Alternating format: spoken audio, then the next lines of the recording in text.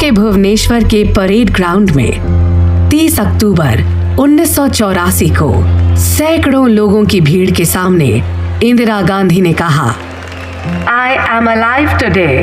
I may not be there tomorrow. मैं आज हूँ पर शायद कल ना रहूं, पर मैं अपनी आखिरी सांस तक अपने लोगों की सेवा करती रहूंगी। मेरे खून का हर एक कतरा देश की खुशहाली और ताकत को बढ़ाएगा।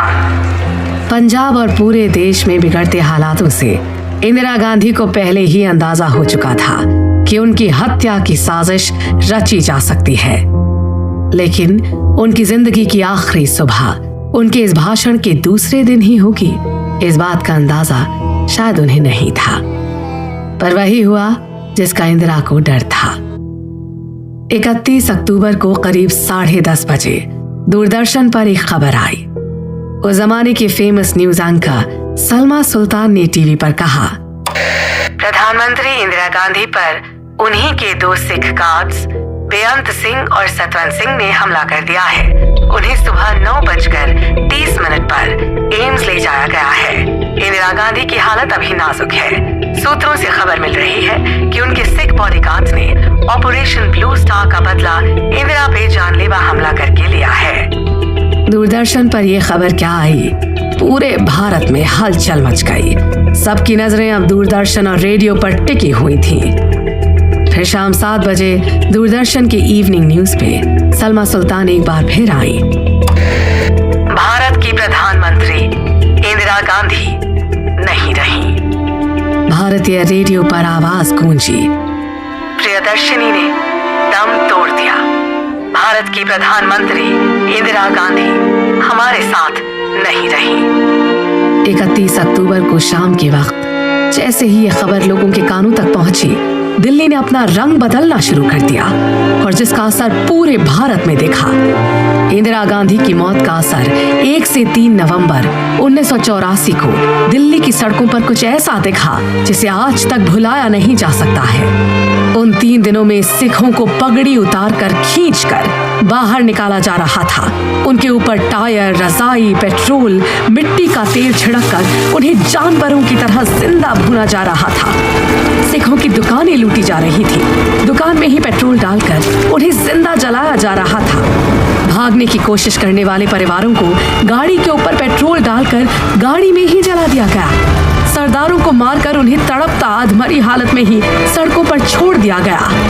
दिल्ली की सड़कों पर ऐसा तांडव का कारण सिर्फ और सिर्फ इसलिए था क्योंकि इंदिरा को किसी और ने नहीं, उनके ही सिख बॉडीगार्ड ने मारा था ऑपरेशन ब्लू स्टार के बदले में। और इस बदले की आग में दिल्ली के सिख अब जल रहे थे। पर उनके बॉडीगार्ड ने अचानक उन पर हमला नहीं किया था, उन्होंने बाकायदा इसकी प्लानिंग की थी। इंदिरा गांधी की हत्या के 14 दिन पहले 17 अक्टूबर 1984 को रात के सन्नाटे में एक बहुत बड़ी साजिश रची जा रही थी। इंदिरा गांधी के बॉडीगार्ड बेअंत सिंह, कहर और सतवंत सिंह छत पर खड़े बात कर रहे थे। पंजाब में जो कुछ भी हो रहा है वो सिखों के हित में नहीं है और इसके लिए जिम्मेदार है इंदिरा गांधी, और इसकी कीमत उन्हें अपनी जान देकर चुकानी होगी। ऑपरेशन ब्लू स्टार सही नहीं था। एक संत को आतंकवादियों की तरह मार गिराया गया। इंदिरा गांधी की मौत का कारण ऑपरेशन ब्लू स्टार और जर्नैल सिंह भिंडरांवाला बनेगी। खालिस्तान की मांग गलत नहीं है, बस थोड़ा इंतजार, हम बदला लेकर रहेंगे। और इन लोगों ने बदला ले भी लिया। इंदिरा की मौत के बाद नेशनल और इंटरनेशनल रेडियो और टेलीविजन पर लगातार एक ही खबर छाई हुई थी, इंडियन आर्मी का secret mission operation blue star, इसने इंदिरा गांधी की जान ले ली। भिंडरांवाले जीते जी इंदिरा गांधी की सबसे बड़ी चुनौती बने हुए थे और अपने जाने के 6 महीने बाद भी इंदिरा गांधी की मौत का कारण बन गए।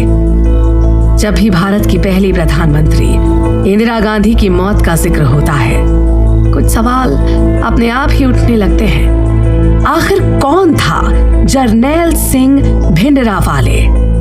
अमृतसर में ऑपरेशन ब्लू स्टार को अंजाम क्यों दिया गया? पंजाब में खालिस्तान की मांग क्यों उठने लगी? सबसे पहले सवाल उठता है, भारत जो एक धर्मनिरपेक्ष राज्य है, वहां धर्म के नाम पर एक अलग राज्य खालिस्तान की मांग क्यों? कौन थे भिंडरावाले, जिसे मारने के लिए अमृतसर में सीक्रेट आर्मी ऑपरेशन को अंजाम दिया गया?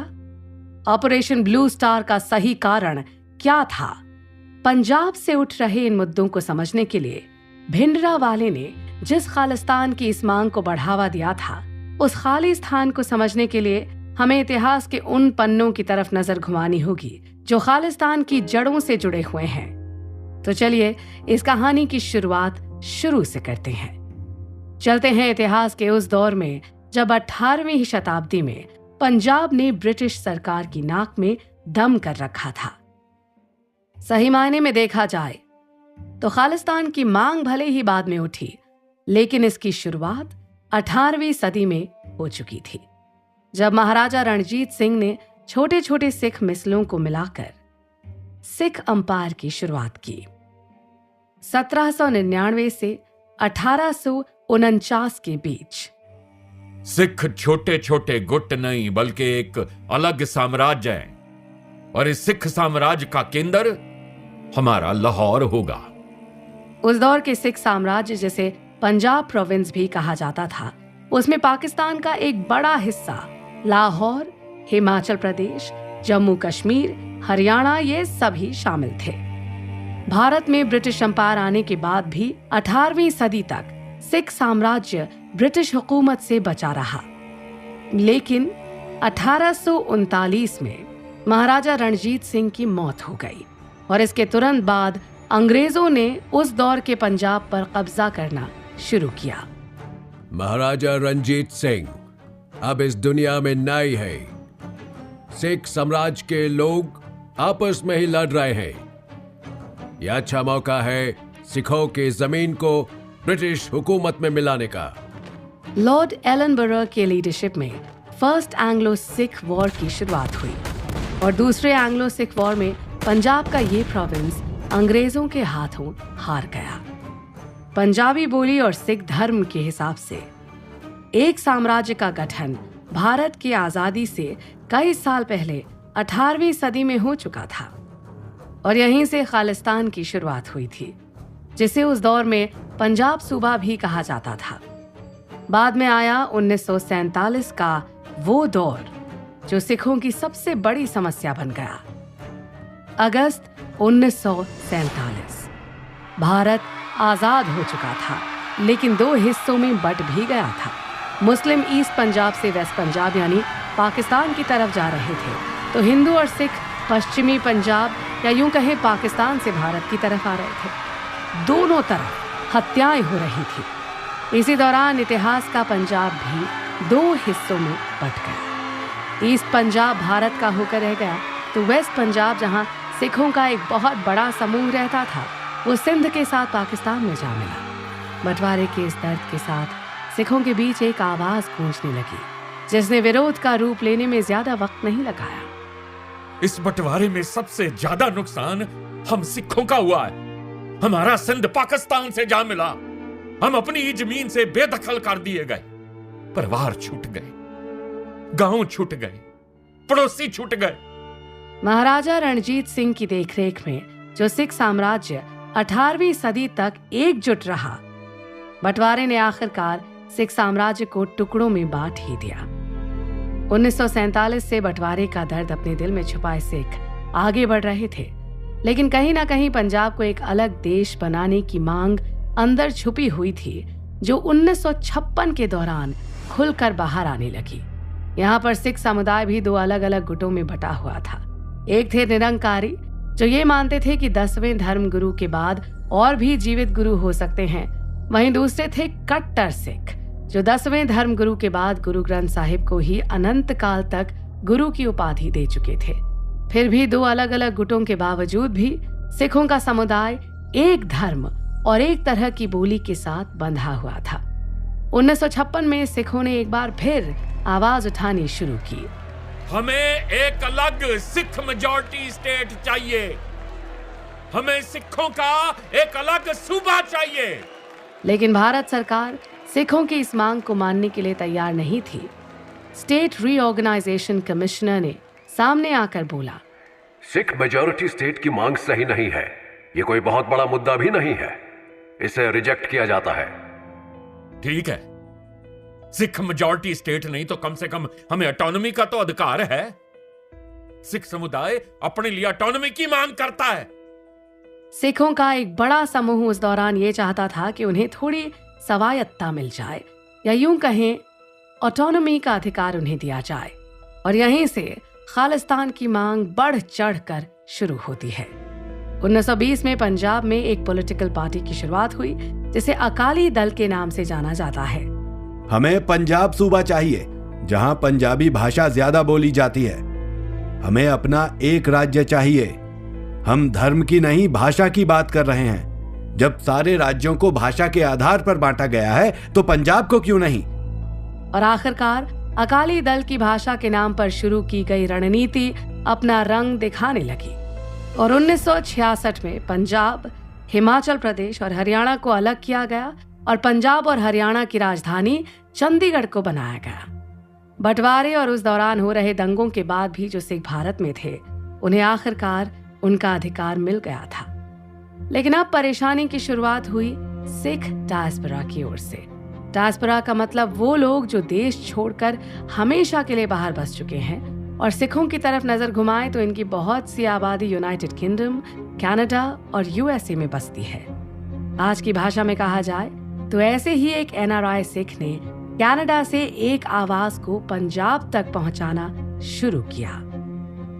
हमें पंजाब एक अलग देश चाहिए। हमें अपनी खुद की पहचान चाहिए। हमें खालिस्तान चाहिए। ये थे जगजीत सिंह चौहान, जिन्होंने विदेश में जा बसे सिखों को ये समझाने की कोशिश की और अपने इस काम को आगे बढ़ाने के लिए डोनेशन इकट्ठा करना शुरू किया। यहाँ तक कि न्यूयॉर्क टाइम्स में विदेश में बसे सिखों ने खबर भी छपवा दी कि खालिस्तान एक अलग राज्य बन रहा है। और तो और खालिस्तान की करेंसी की छपाई भी शुरू हो गई। वहीं अकाली दल अलग बात कर रहे थे। 20 साल से जब से भारत आजाद हुआ है, पानी को लेकर, रिसोर्सेज को लेकर, पंजाब की इस जमीन को लेकर विवाद चल रहा है। हम एक अलग देश की नहीं, पर एक अलग समृद्ध राज्य की इच्छा रखते हैं। पंजाब की समस्याएं दूर होनी चाहिए। अकाली दल ने ऑन पेपर कभी भी खालिस्तान को एक अलग देश बनाने की मांग नहीं की, पर हाँ, वो भी पंजाब को ऑटोनॉमी दिलाना चाहते थे। वहीं जब 1966 के बाद पंजाब और हरियाणा अलग हुए थे, अभी भी राजनीति, पानी, जमीन, रिसोर्सेज को लेकर समस्याएं पंजाब, हरियाणा और दूसरे राज्यों के बीच चली आ रही थी। ऐसे में 1973 में आनंदपुर साहिब रेजोल्यूशन पास किया गया। 1973 में आनंदपुर साहिब रेजोल्यूशन के तहत हम सिखों की कुछ मांग है जिसे भारत सरकार को पूरा करना होगा। शुरुआत में आनंदपुर साहिब रेजोल्यूशन में सिख राज्य पंजाब के पॉलिटिकल और इकोनॉमिक बेनिफिट के लिए मांगे सामने रखी गई। ये खालिस्तान की मांग नहीं कर रहे थे। हम एक बात बिल्कुल साफ कर देना चाहते हैं। पूरा सिख समुदाय आज किसी भी हालत में भारत से अलग होना नहीं चाहता। हम तो सिर्फ भारत में ही सिखों की तरह रहना चाहते हैं, अपनी पहचान कायम रखना चाहते हैं। हम चाहते हैं कि भारत हमारे धार्मिक रीति रिवाज और नियमों में किसी भी तरह का डायरेक्ट या इनडायरेक्ट दखल ना करे। हम भारत में भारतीय की तरह ही रहना चाहते हैं। आनंदपुर साहिब रेजोल्यूशन के जरिए सिखों के द्वारा सरकार से ये सभी मांगे सामने आने लगी। सेंट्रल गवर्नमेंट के पावर को डिसेंट्रलाइज कीजिए।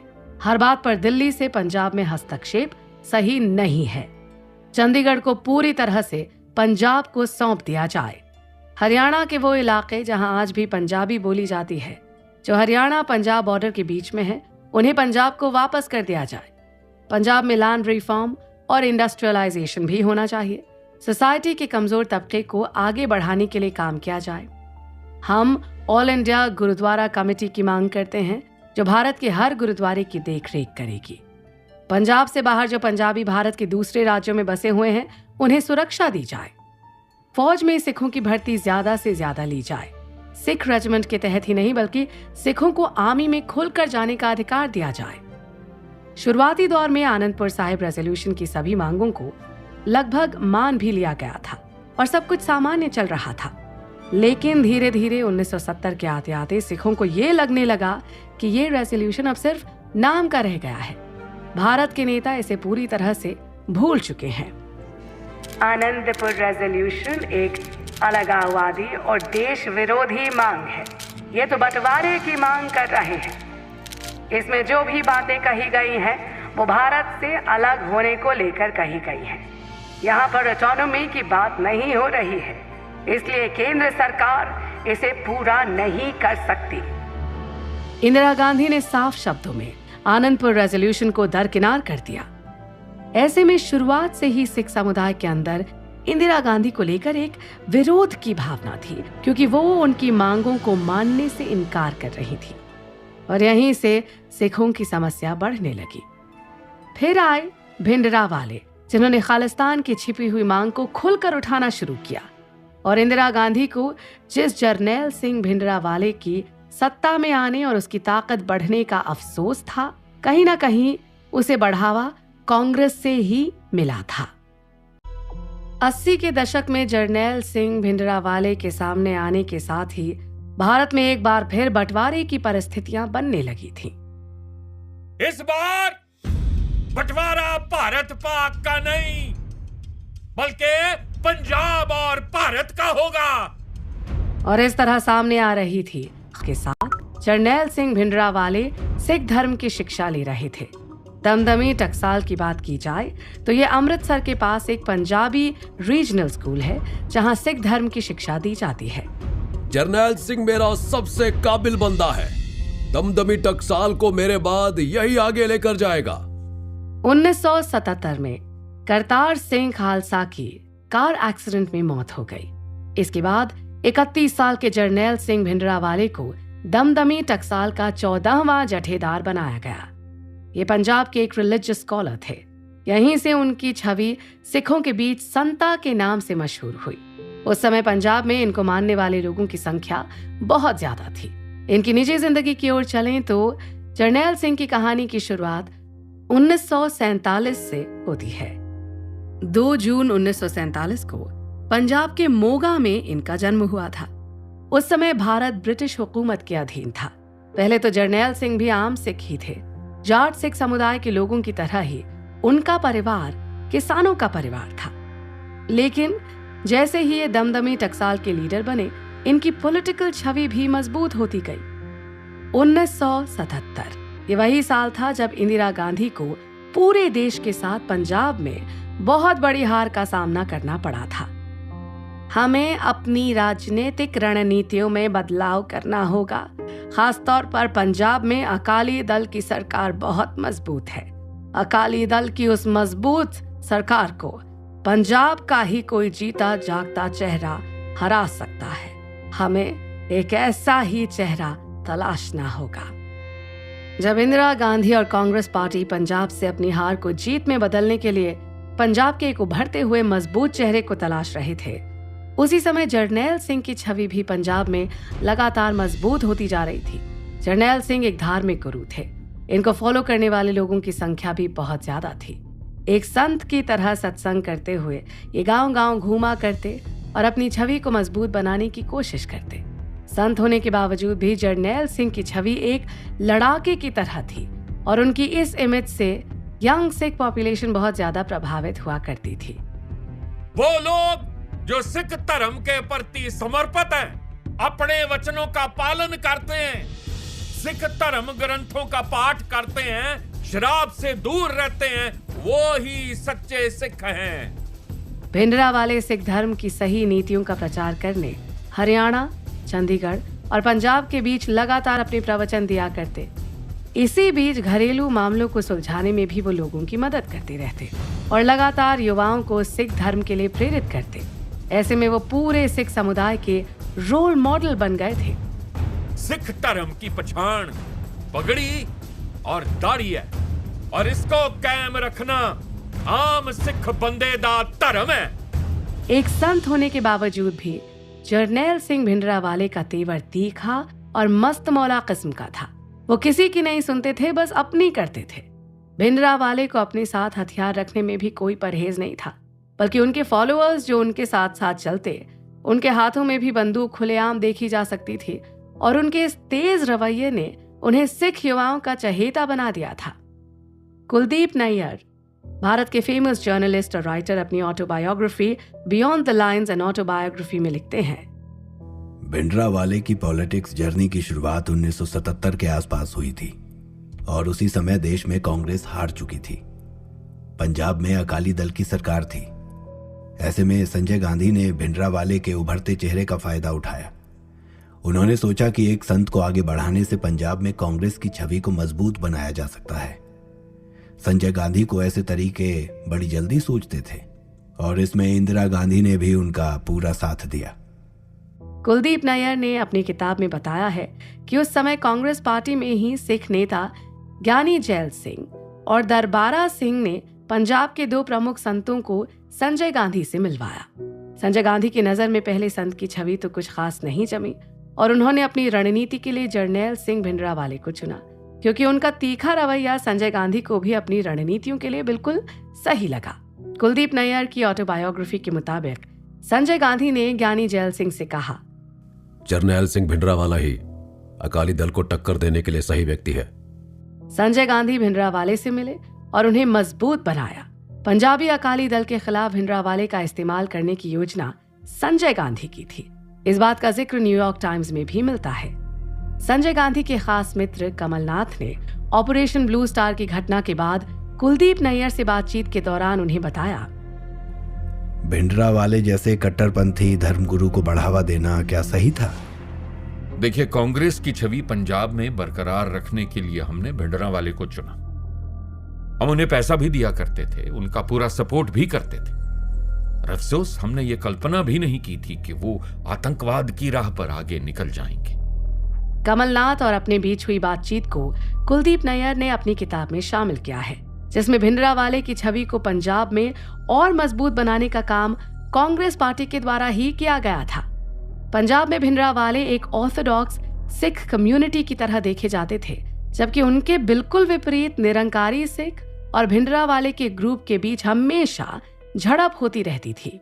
ऐसी ही झड़प 1978 में हुई, जिसने भिंडरावाले की छवि को और ज्यादा मजबूत और खतरनाक बना दिया। 13 अप्रैल 1978 में भिंडरावाले और निरंकारियों के बीच अमृतसर में झगड़ा हुआ। इसे झगड़ा कम खूनी संघर्ष कहना ज्यादा सही होगा। इसमें 100 से ज्यादा लोग घायल हुए और 17 लोगों की मौत हो गई। कुलदीप नैयर अपनी ऑटोबायोग्राफी में ये भी लिखते हैं कि उस समय भिंडरावाले को कांग्रेस का पूरा सपोर्ट मिला हुआ था। निरंकारी और भिंडरावाले के ग्रुप के बीच हुए झगड़े का भी कांग्रेस ने कोई विरोध नहीं किया, बल्कि उस दौरान कांग्रेस के बड़े बड़े नेता भिंडरावाले के कदमों में जाकर बैठ जाया करते थे। उनकी दहशत बढ़ाने की कोशिश खुद कांग्रेस कर रही थी।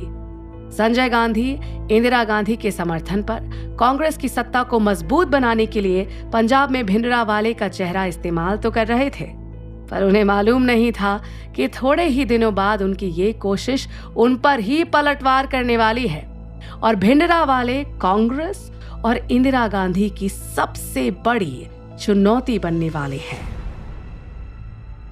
कुलदीप नैयर ने अपनी ऑटोबायोग्राफी में एक बहुत ही चौंका देने वाले फैक्ट का खुलासा किया, क्योंकि वो अपने जमाने के मशहूर पत्रकार थे। वो 1977 से लेकर 1984 तक पंजाब में हो रही घटनाओं के साक्षी रह चुके हैं। जरनैल सिंह भिंडरावाले का बाकायदा दिल्ली में इंटरव्यू हुआ था और उस समय पंजाब के जाने माने नेता ज्ञानी जैल सिंह और संजय गांधी ने लिया था। संजय गांधी ने पंजाब में कांग्रेस की तरफ से भिंडरावाले का पूरा समर्थन किया था। निरंकारी और भिंडरावाले के सिखों के बीच जो दंगा हुआ था, उसी हमले को लेकर 24 अप्रैल 1980 को निरंकारी के गुरु बाबा गुरबचन सिंह की हत्या कर दी गई। हत्या के मामले में नाम सामने आया जरनैल सिंह भिंडरावाले के आत्मियों का।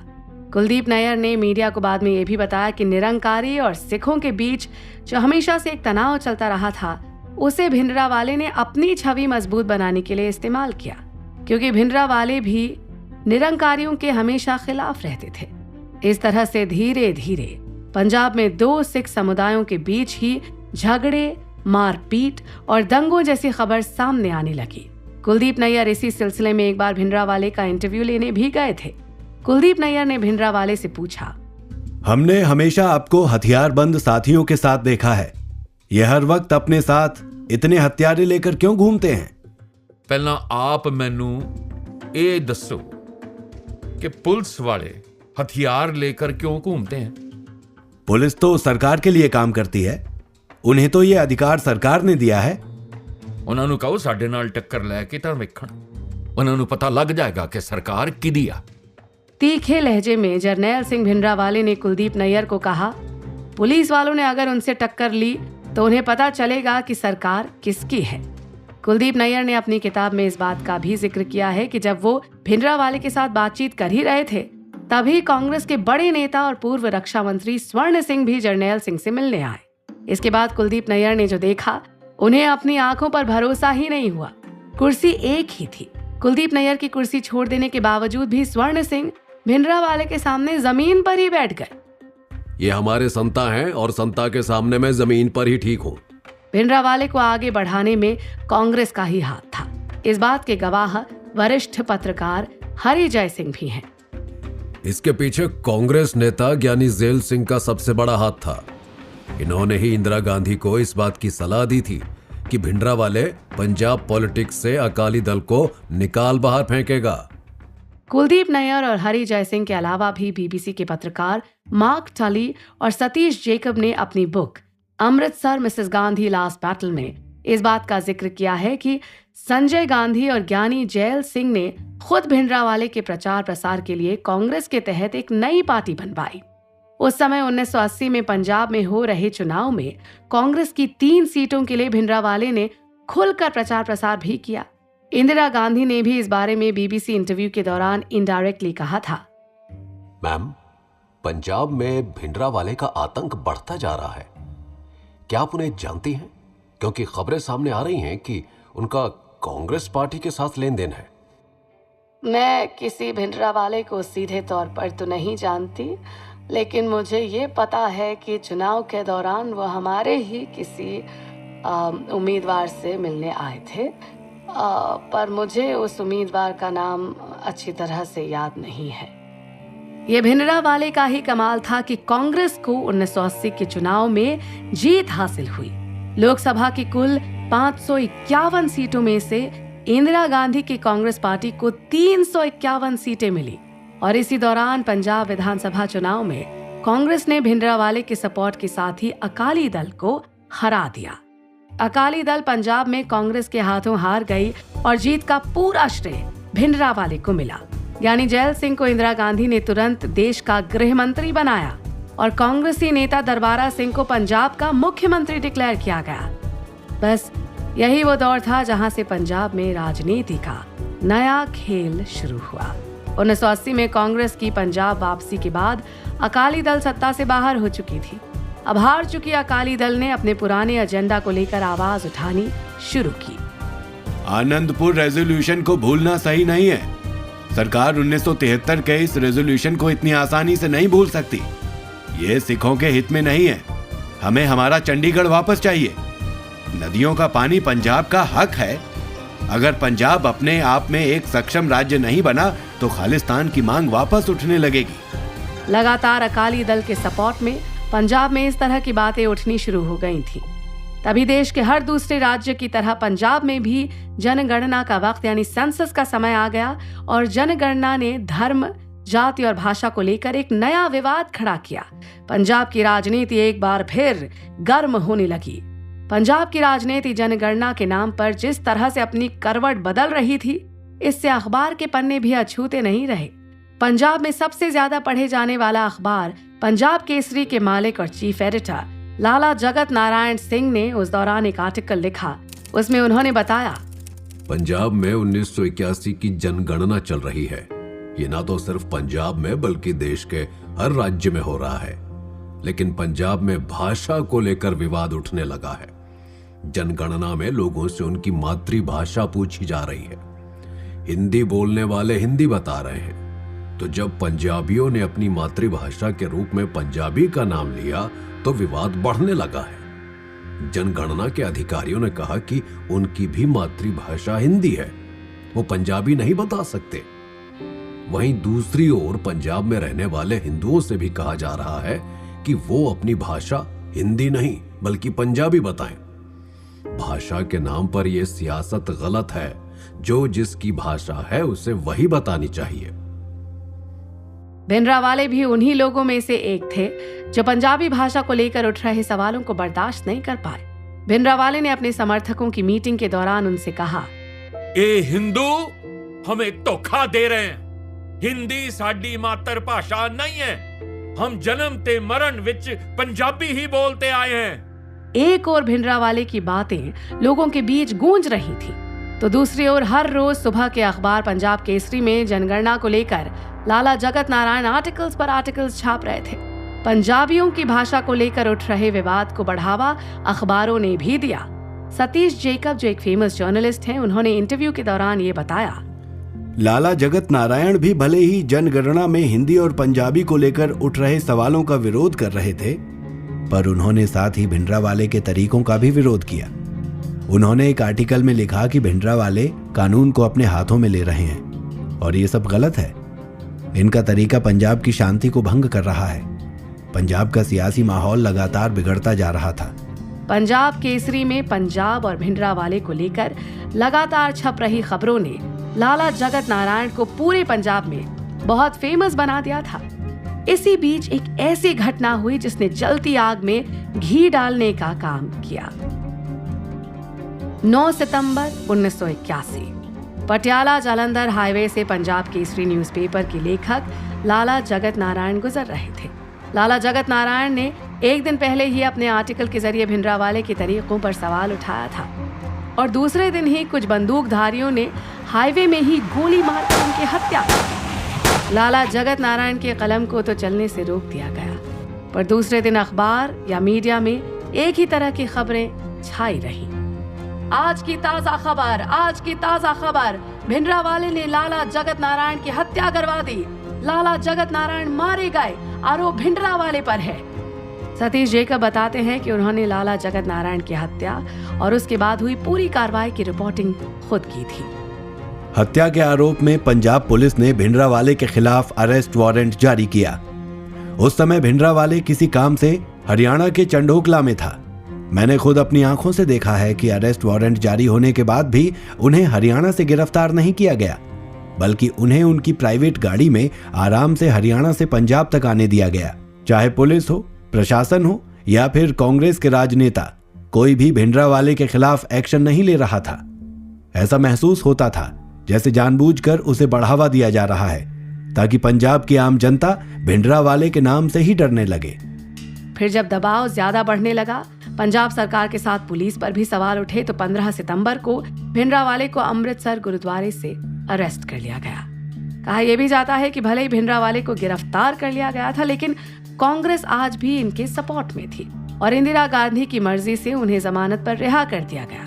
यहाँ तक कि उस दौर के गृह मंत्री ज्ञानी जैल सिंह ने पार्लियामेंट सेशन के दौरान सबके सामने कहा, जरनैल सिंह भिंडरावाले को जमानत पर रिहा कर दिया गया है क्योंकि लाला जगत नारायण हत्या के मामले में उनके खिलाफ कोई भी सबूत सामने नहीं आया। न सिर्फ पार्लियामेंट में ये घोषणा की गई, बल्कि पुलिस की कार्रवाई भी रोक दी गई। एक तरफ लाला जगत नारायण की हत्या पर बार बार सवाल उठ रहे थे, वहीं दूसरी तरफ उसी समय पंजाब में खालिस्तान की मांग वापस से उठने लगी। अकाली दल के नेताओं ने खालिस्तान की मांग को बढ़ चढ़कर पेश करना शुरू किया और इसके साथ ही पंजाब में खून खराबे के केसेस लगातार बढ़ने लगे। पंजाब में माहौल इतना खराब होने लगा कि इसकी चर्चा पार्लियामेंट में भी उठने लगी।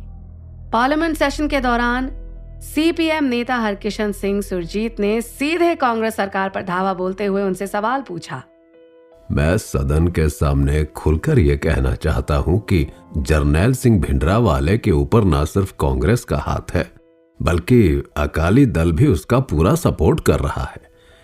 2 पार्टियों का सपोर्ट पाकर जरनैल सिंह भिंडरावाले आतंकी दंगे फैलाते हुए पंजाब में घूम रहा है। अब इस पर दिल्ली की सरकार क्या कहेगी, जब पिछले 10 दिन तक भिंडरावाले अपने हथियारबंद साथियों के साथ दिल्ली की सड़कों में घूमता रहा और किसी ने उससे एक सवाल तक नहीं पूछा। संसद में लगातार उठ रहे सवालों का जवाब ना तो अकाली दल के पास था और ना ही कांग्रेस के पास। किसी ने खुलकर कुछ भी नहीं कहा।